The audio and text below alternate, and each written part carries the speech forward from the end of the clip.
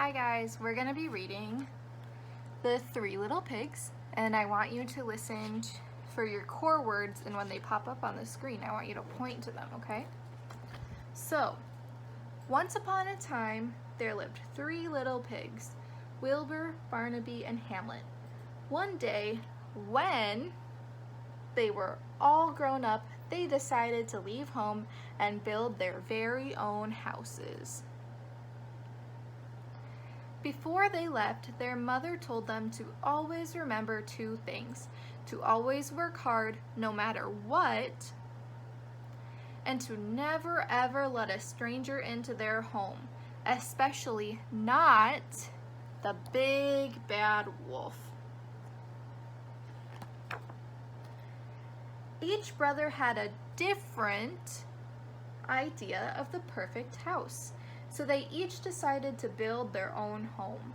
They found a perfect clearing in the forest where they could all live side by side. Then they spent the rest of the afternoon gathering the items they needed. Barnaby was the laziest brother.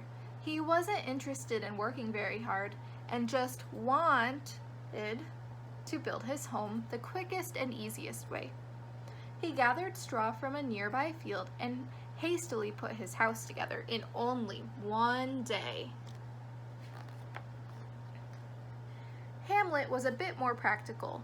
He knew that the straw was very weak, so instead he gathered all the sticks he could find in the forest and tied them together.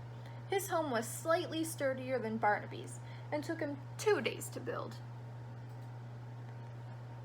Wilbur, the eldest brother, was the most dedicated to building his home. He gathered bricks and mortar and built walls and a chimney. He spent a full week building his house. His brothers teased him for working so hard. "What a waste of time," they chided. "You could have finished a long time ago." But Wilbur liked his new home and knew it was the sturdiest one. Oops. When all three pigs were done building, they retreated to their homes. While Barnaby and Hamlet lazed around in the sunshine, Wilbur continued to work hard. He made himself some furniture and gathered food and supplies. Meanwhile, the three little pigs had no idea that the big bad wolf was spying on them.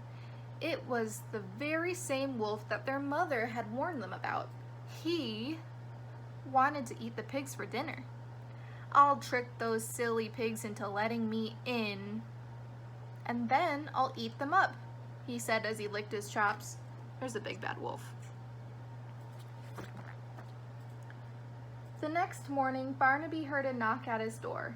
When he peered through the peephole, he saw the big bad wolf that his mother had warned him about. "I'm not letting you in, Mr. Wolf. Not by the hair on my chinny chin chin," said the pig sternly. The wolf had a very bad temper and didn't like to be refused. "Then I'll huff and I'll puff and I'll blow your house down," cried the angry wolf. And with one big breath, Barnaby's straw home collapsed. Uh-oh. That's bad. The frightened pig scurried next door to his brother Hamlet's stick house. "The big bad wolf just blew my house down," Barnaby sobbed, "and he's chasing me." Hamlet hurried to make sure his door was locked securely. Just then there was a rap on Hamlet's door. little pigs, let me come in," growled the wolf. "No, not by the hair on our chinny chin chins," shrieked the pigs. "Then I'll huff and I'll puff and I'll blow your house down," said the wolf.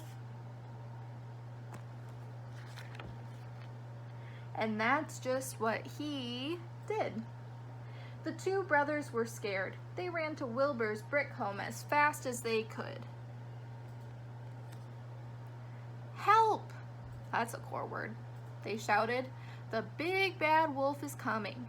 They told Wilbur that the wolf had to blow both their houses down. Then they heard a knock at the door. Uh-oh, who do you think's at their house? I think I know who it is.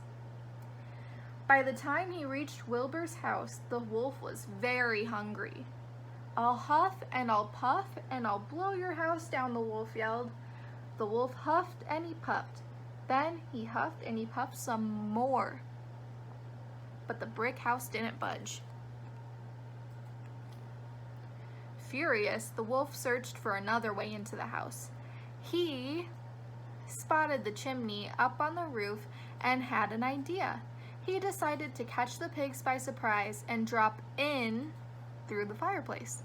He climbed the brick wall and made his way onto the roof.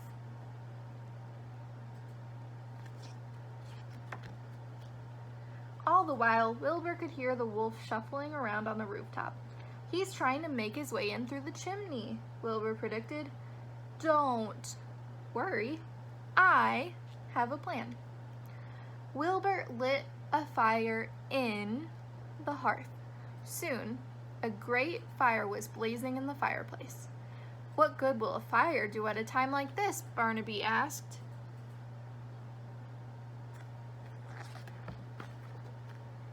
Just then, the wolf fell down the chimney and right into the fire. "That's what you get for trying to sneak in through the chimney," said Wilbur. The wolf howled in pain and ran out the front door. The three little pigs squealed with delight and locked the door behind him. Look, he fell in the chimney, and now his tail is on fire.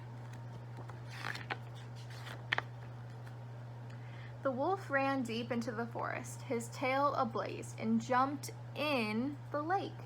He may have been able to trick Hamlet and Barnaby, but if he thought he could outsmart clever Wilbur, he was sorely mistaken. Although they had laughed at their brother's brick house, Hamlet and Barnaby now understood how wise he was. "We're sorry we teased you about your brick house," Hamlet apologized. "Will you help us build our own brick houses?" asked Barnaby. "I'll help you, as long as you promise to work hard," said Wilbur. "Of course," his brothers replied.